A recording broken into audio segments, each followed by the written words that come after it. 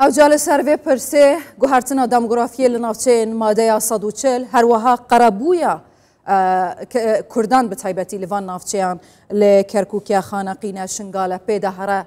بوچی بسستی بڕێوە دەچیتن وان پرسە و گەلک پرسیارێندی هەنە دێژ هێژای دژوار فایق ڕاوێژکارێ بلندێ سەرۆکی حکوومەتە هەرێما کوردستانی و نونەرێ هەرێمێ مادەیە 140 دا بکەم ماستە دژوار تو گەلک خێراتی کوردستان 24 ئەو بویارا چێ بووی مەسەلە کارگیریە چار ناوچەین کوردنشین و تورکمان نشین بخەنە سەر حەوێجە بەلکو زیاترن ژ چار ناوچەیان کارە باوان بخەنە سەروان ناوچەیان چ پێنگاوەکە و چ ئارمانجەکە ئەفکارە بوچی تێتاکردن هەڵ ئاروگۆرێکی ئیداری بکرێ لە سنووری کەرکووک و شارەکان تری مادەی 140 دژی واقعی ئەو شارانە بێت ئەمە ناکۆکە لەگەڵ مادەی 140 چکە خۆی مادەی 140 مادەیەکی یاسایی دەستوریە بۆ نەهێشتری گۆڕین دیموگرافیا بۆ چارەسەرکردنی ئەو غەدرە لە دیموگرافیا ناوچەکە کراوە ئێستا بە بیانی و کارەبایە ڕۆژێکی تر بە بیانی ئاوە وردە وردەیانێ ئەو ناوچانەی لەسەر کەرکووکن بیخەنە سەر شارەکانیت لە بیرمان نەچێ بەڵام پارێزگارەکە خۆی کووردە بۆچی ئەو نووسراوی کردووە ئەمە سەیرە بەڕاستی لە بیرمان نەچێ لە دوای ساڵی 75 چەمچەماڵ سەر بە کەرکووک و دانە سلێمانی کەدار سەر بە کەرکووک و دانە سلێمانی کەفری سەر بە کەرکووک و دانە دیالە و دوو سەر بە کەرکووک و دایانە سەلاحەدین ئەم پارێزگارە ڕێزم بۆی هەیە من وەکو سیاسیەک وەکو فەرمانبەرێکی حکوومەت وەکو هاوڵاتیە قساکەم هەر لە ئەسڵا ئەو پرۆسەیە کە ئەم پارێزگارە و ئالگۆری ئیداری لە کەرکووکرا دوای هەڵبژاردنەکە خۆی لە خۆی هەڵێکی استراتیژی زۆر گەورە بوو لەبەرەوەی زیاتر لە 178 پۆستەکانی ئیداری کەرکووک درا بە غەیرە کورد ئەبوایە ئەگەر لەبەر ڕۆشنایی ئاخر هەڵبژاردنیش بێ کە کورد زۆری دەنگیشی هێنا بەس خراپتری دەنگدانیش بوو ئەبوایە 150 زیاتری ئەو دام و دەستگایانە بۆ خەڵکی کورد بێ ینی بەرپرسەکانی کورد بن ئەمە ئێمە بۆ هۆکارەکەی سەداسی جارانیش نەمای گەوابی ئیسەباسەوەشەکە ئەبێ بۆ هۆکارەکەی بگەڕێن هۆکارەکە تعریبیا بە عەرەبکردن لە عێراق بەداخەوە هزرە بیرە فکرە سیاسە و ممارەسە نییە ئەم فکرە لەکوێوە هاتووە 100 ساڵە عێراق لەسەر بنەمای قەومی ڕئیسی عەرەبی کورد قەومیەتی دووەمە لەسەر بنەمای مرکزی دیکتاتۆری شۆفێری پێکاتووە 100 ساڵ ئەو جیلە ڕازی نین کورد قەومیەتی دووەمە ڕازی نین کەرکووک ئەو شارانە کوردستانی ئەبێ کورد زۆربەی پۆستەکانی وەرگێ ڕەحمەتی مامجلال کاتی خۆی کە سیودی بە سیودی پێشنیار کرد بۆ بۆ چەند ساڵێک بوو هەتا ئینتیخاباتە کرێ ئینجاش برایەن تورکمان و عەرەب ڕازی بوون سەرۆکی دایرەکان سیودی بە سیودی دابەش بکرێ بەس ڕازی نەبوون فەرمانبەرەکان لە ناو دایرەکان بە هەمان شێوە دابەش بکرێت چکە کورد لە کەرکووک بە تایبەتی لە نەوت لە دامودەزەکانی وزارەتی بەرگری هی ناوخۆ دەستگا ئەمنیەکان هەواڵگەری کورد 105 نییە ئەوان بەوە ڕازیم بەمە ڕازی نەبوون ئەمە هەمووی گۆڕین دیموگرافیایە بمانەوە نەمانێ حکوم لە عێراق بە پرنسیپی دیکتاتۆرەتی ئەغلبیە بەڕێواتیە ئێستا وایە ئەمە لە دوای 2023 وایە پێش 2023 دیکتاتۆریەت بوو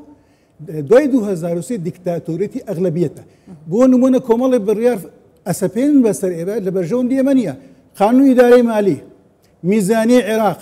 کە ئێستا ئێمە مشکلەمان هەیە ئەڵێن قانونیە کاکە سیاسیە ئێوە لێ کۆمەڵی بڕیارتان دەوتمان کاکە بەرژەوەندی ئێمە نیە ئەمە بۆ ئێمە ناگونجن لە ئەرزی واقع جێبەجێ ناکرێ فەرستان کرد بە سەرمانە ئەمەش بەو شێوەیە عێراق بە دیکتاتۆرەتی ئەغلبیە بەڕێواچێ ئەو تەوزیع ئیداری کە لە ئوتێل ڕەشید کرا باش نەبوو ئەمانی لێکەوتە ماوەیەکی تر ئەبێ محافزەکە بدرێ بە لایەنێکی تر و تدویر بکات لە دنیا نەبووە بە هاوکاری لە شارێکی بە هاوکاری لایەنە دەستڕۆشتەکانی عێراق بە هاوکاری ئەوانی زۆرین لە پەرلەمانی عێراقی لە حکوومەتی عێراقی لەگەڵ برادرانی کە ئێتلافیان کرد لەگەڵیانە ئەمەش سەبەبەکەی 100 ساڵ ئەو فکرەیە سەبەکەی نەبوونی یەکریزیە لە کەرکووک سەبەکەی نەبوونی تەنسیقە لە بەغدا و لە شارەکانی تر لەبین لایەنە سیاسەکان لە بینی نوێنەرانی ئێمە لە حکوومەت و پەرلەمان و ئەوانی تر لە بەغدا ئەمە وای کردو بۆ شایی دروستە بێ ئەمە دژی مادەی 140 ئەبێ عەکسەکەی بکەین باش ئێستا ئەگە ئیجازە پێشنیارە بۆ بەڕێز پارێزگاری کەرکووکەم داوا بکە حەویجە هەرچی شارەکانی عەرەب زۆرینەیە بیخە سەر حەویجە و پێشنیارکە حەویجە بکرێت پارێزگا و داواش بکات چەمچەماڵ و کفری و کەلاریش بێتەوە سەر کەرکووک بێتەوە بۆ ئەسڵ ئەوەی زۆرنی عەرەب بچێت بۆ حەویجە بکرێ بە پارێزگا لە کۆڵی کەرکووک بێتەوە شارە کوردەکان بێتەوە سەر کەرکووکی ئەسڵی ئەمەش سەلاحیاتی لە دەستور دیاری کرا مادەی 140 سەلاحیاتی ڕئیسی سەرۆکۆمەری عێراقە. کاکە داوا بکەین بۆ نموناڵێن من هەر لە مادەی 140 باش شەنگار بێتە پارێزگا ئەو شار و شارۆچکانی کە عەرەبی زیاترە هەرچەند کەمن ئەوانە با لە شەنگار دوور بکرێنەوە، با زەممار و شارە بچەکانی کە کورد زۆرینێ بێتە سەر شەنگار بێتە پارێزگا. ئێمە ئەگە بمانێ بە شەراکەت عێراق بەڕێوە بین مادەی 140 جێبەجێکەین بڕیارەکانی ڕژەی پێشووی دیکتاتۆری ڕەت بکەینەوە، ئەبێت تەفاهمات بکەین چۆن ژیانی خەڵک باش بکەین. ئەدیاو چی ئاسایەک بوو لە پەرلەمانی عێراق دەرکەوت ئەلەساس بە حساب خەڵکێکە قەرەبوو دەکرێ و زەویەکان دەگەڕێنەوە بۆ خاوەنە ئەسلیەکان، ئەوە چی لێ هات بوو تا ئێستا جێبەجێ نەکراوە؟ خۆی ئەگەر ڕاستت بوێ ئەوەیە 2003 نەک 2005 هەرچی بڕیاری ڕژەمی پێشوو هەیە دژی میلەتی دژی گەلانی عێراقە بە کورد و بە شیعە و بە سوننەشەوە هەر ئەو کاتە جێبەجێ بکرا پێش هەڵبژاردنی 2005 نەکرا. 2005 ئەگەر لایانی عەرەبی زۆرینەی عەرەبی لە عێراق بیانزانێ مادەی 140 لە مەسلحەتی کورد نییە 2005 لە 6 مانگ جێبەجێ بوو ڕێفراندۆمەکەشیان نەکرد. بیانزانێ لە کەرکووک کورد زۆرینە نییە 2005 ڕێفراندۆمەکەشیان نەکرد. ئەوان ئەزانن ئەم شارانە زۆرنەی کوردیە مێژوو هەیە بەڵگە هەیە دیکۆمنت هەیە هەموو هەڵبژاردنەکانی تازە نیشانەدە کورد زۆرینەیە بۆیە کۆسب دروست دەکەن بۆی ئەو مادەیە جێبەجێ نەبێ حەق بۆ خاوەن حەق نەگەڕێ. وەڵامی پرسیارەکەی جەنابێت ئەو پرۆژەی گەڕاندنەوەی زەویەکان بۆ خەڵک ئەوەی کە بە بڕیارەکانی مەجلیسکارە سەورەی منحەل چۆتە پەرلەمان هات بوو ئێمە بۆ لەژدەی 140 من لەوێ لەسەر خاڵی ثانیەن الاستثناءات زۆر بەتوندی قسەم کرد گوتم ئەوەی دراوە بە وزارەت دیفاع ئەوەی دراوە بە وزارەتی نەوت ئەوەی بۆ نەفع العام دانراوە من بە عەرەبی ڕمەکو خۆی ئەمانە نابێت بمێنێت بگەڕێتەوە بۆ خەڵکە من ئەم ئیستثناء قبوڵ ناکەم. چوومە پەرلەمان بە بەرادرانی پەرلەمانم بود لێرە بە حکومەتی خۆمانم بود کە نابێ ئەم ئیستثناء قبوڵکەن. لێرە دیکتاتۆرەتی ئەغلەبیە وای کردووە کە ئەو زەویانە ناگەڕێتەوە بۆ خاوەنێک. ئەمە یەک. دوم ئەوەشی کە ئەگەڕێتەوە لیژنەیەکیان دروست کردو دوای 6 مانگ بۆ دوای ئینتیخابات نەکو لە ئینتیخابات ئەرزی کورد بگەڕێتەوە لایەنە عەرەبیەکان زەرەر بکە لە ئینتیخابات و هەندێک لایەنی عەرەبیش هەیە لە کەرکووک ئەوێ ئیستیسمان لەو زەویانە بکە بۆی کۆسبوتەگەرە دروستەکە بۆی جێبەجێ نەبێت.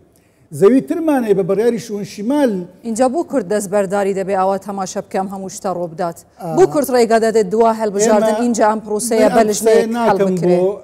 ڕەشبینی من زۆر گەشبینم ئێمە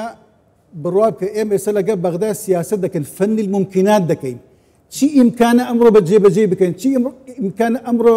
بەدەستیەوە بێنین ئەوەی بەدەستیەوە نایەت یان قبول ناکەن یان ڕێگریمانەکەن ئێمە سەوداکاری ناکەین تەنازول ناکەین سووری لەسەر و خاڵانەش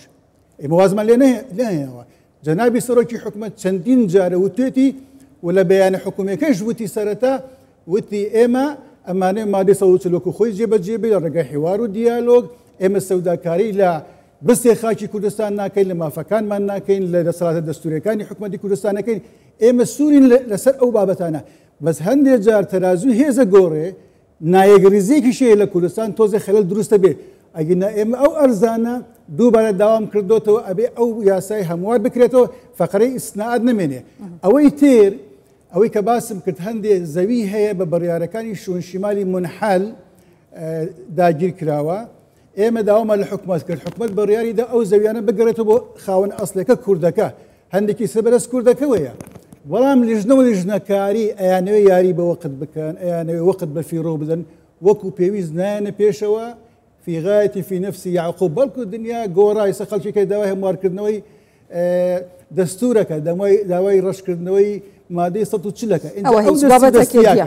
بڵێ هێژای دژوار. ئێستا بە کورتی مختصری با پرسیارێکی ئەمە بێ لە دوای ساڵی 2003 لە ناوچە کوردستانیەکانی مادەی 140 سەدا چەندی دەموگرافیا گۆڕاوە لە مەسلحەتی عەرەب لە دەستی کورد دەرهێناوە؟ گۆڕین دیموگرافیا چۆن چۆنیە مەسە ئەوەی کە هەندێک هەیە 140 وەرگرتو پارەکە نەڕۆشتونەتەوە هەندێک هەیە دوای 2017 لە 16 ئۆکتۆبەر گەڕاونەتەوە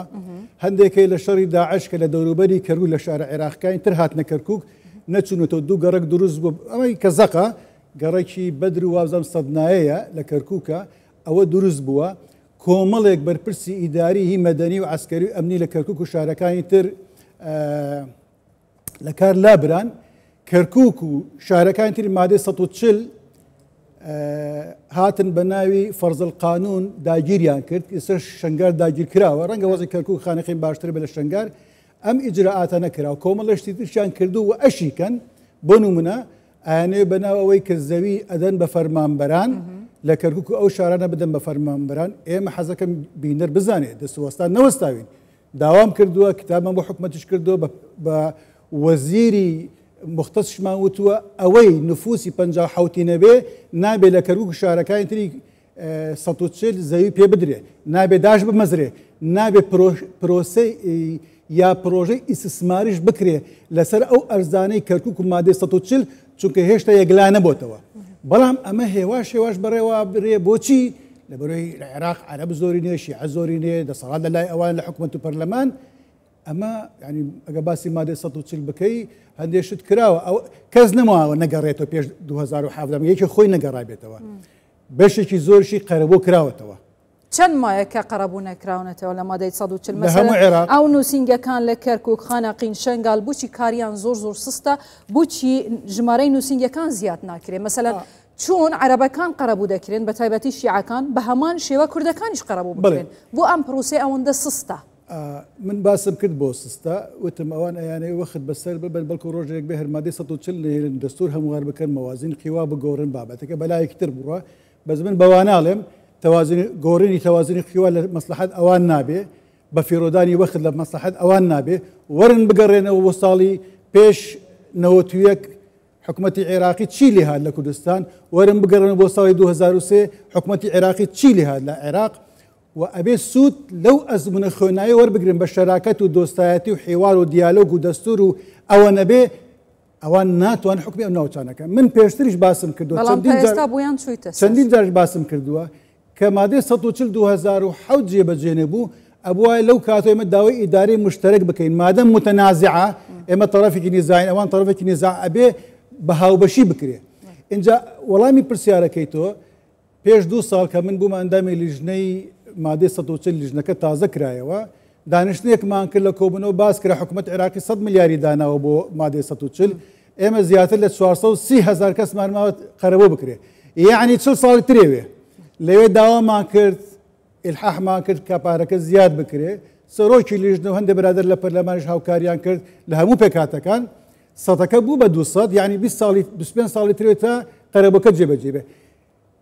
سەرەتا سێ نووسینگە هەبوو مادەی 140 بەس بۆ کوردستان بوو کەرکووک خانەقین شەنگال دوای 2009 تێنبابێ ئێمە لە منتقەی ناوەڕاست و خواری عێراقیش عەرەبی شیعە ڕاگۆزراوە تووشی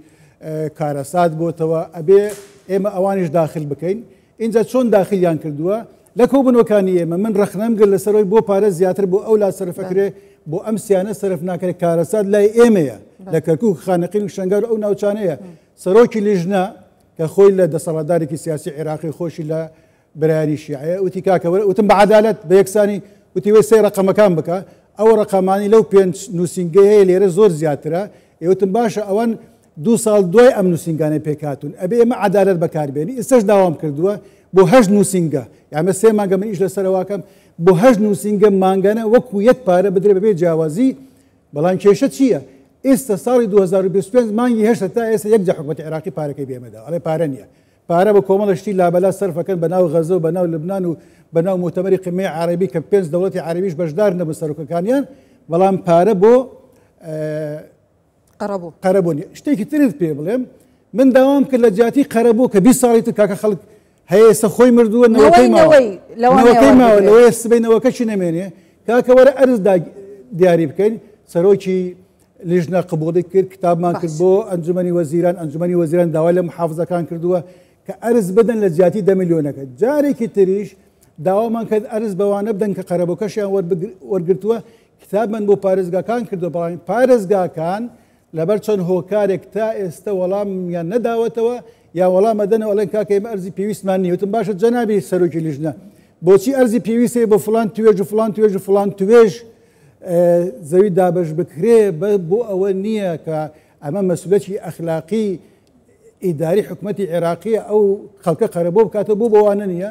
جارێکی تر لە چەند قەناتێکەوە داوامان کردووە بۆی ئەو ئەرزە جێبەجێ بکرێ بۆی قەرەبۆکە عدالەتی تیا دروست بکرێ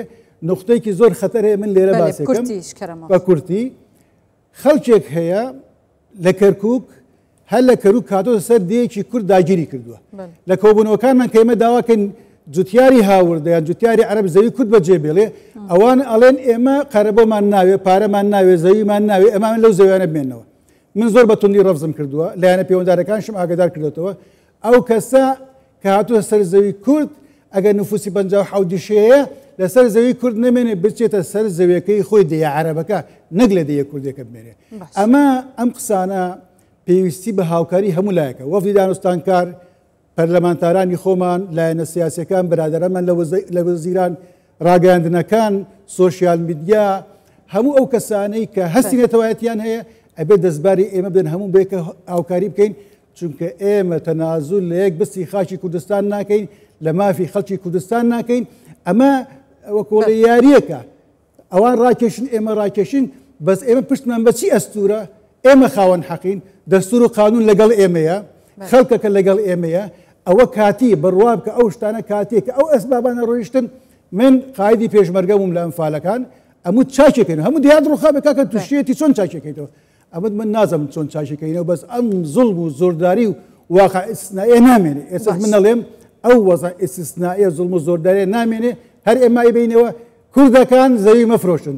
زەوی بکڕن مەفرۆشن دەست بە خاکی خۆتانەوە بگرن حکومەت لەگەڵەوە حزب لەگەڵەوەیە لاەنە سیاسەکان ئێوە هەموو ملت لەگەڵ ئێوەیە باشە گەلێک سپاسیەتت کەم هێژەیە دژوار فایق ڕاویشکارێ بلندێ سەرۆکی حکوومەتێ و نونەرێ هەرێمێ لە مادەیە 140 زۆر سپاس بەخێر بێت.